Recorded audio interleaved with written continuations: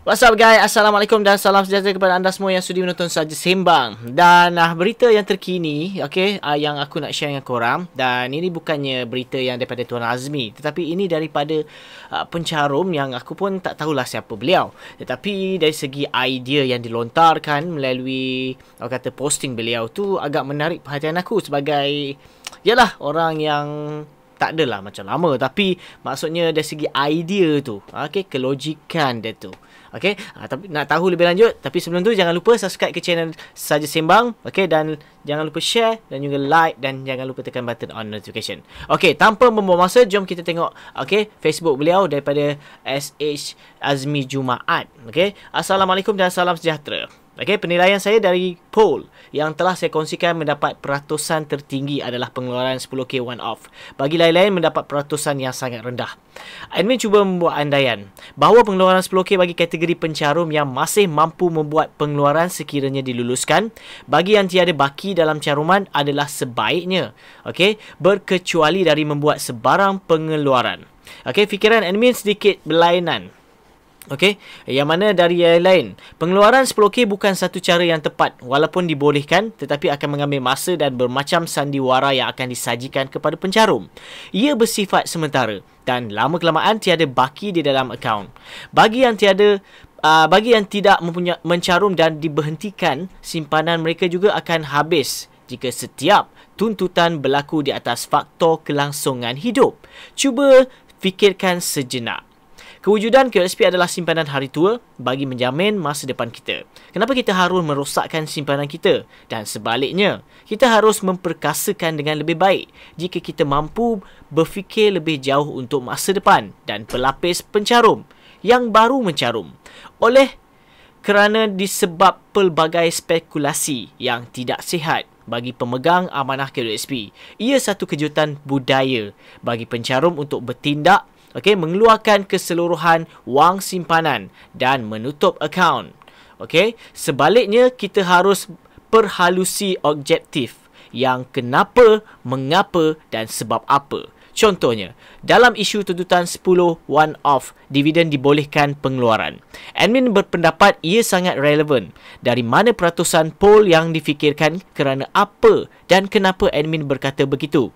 Yang pertama, ia adil bagi semua pencarum yang masih mempunyai baki caruman menikmati pelaburan tahunan untuk mengemaskini audit saraan tahunan mereka dengan berbelanja secara berhemah.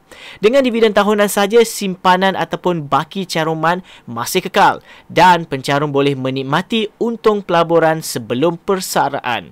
Yang kedua, mengapa mesti one-off dividen harus diperjuangkan? Dengan sokongan seluruh pencarum, kita berhak menuntut atas dasar keprihatinan pemegang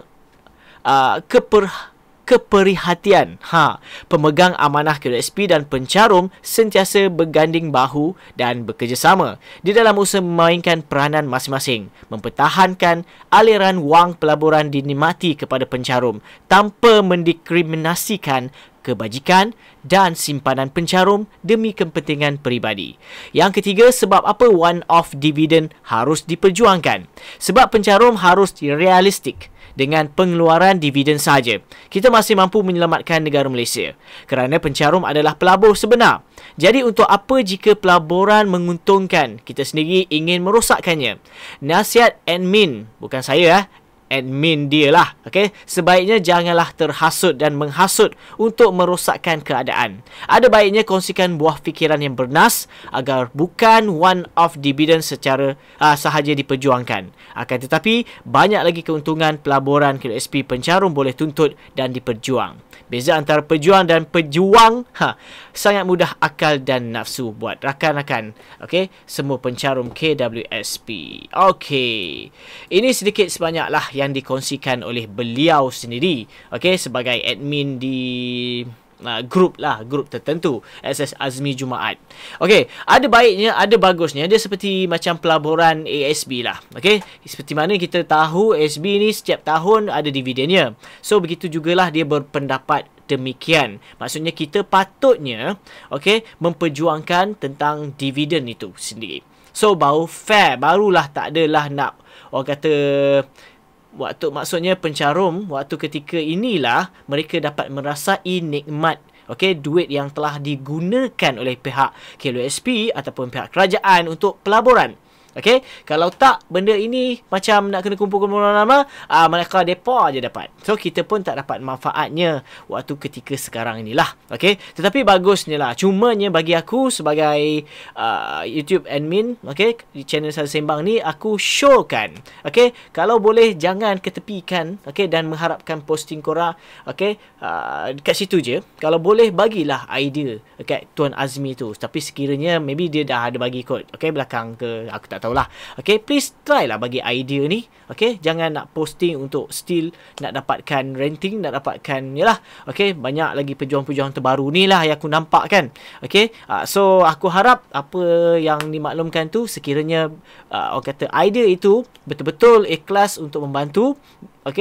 So, tak jadi hal lah, boleh kita ambil untuk perjuangkan pula 10k bukan 10k lah, one off dividend yang dimaksudkannya. Itu sahaja perkongsian dalam episod kali ini. Diharap sikit sebanyak memberi info yang terkini dan isu semasa tentang KWSP ni. Bagi korang yang belum subscribe ke channel Saja Sembang guys, please klik button subscribe dan jangan lupa share dan juga like dan juga tekan button on notification dan tekan lonceng untuk dapatkan video-video yang terbaru daripada channel Saja Sembang.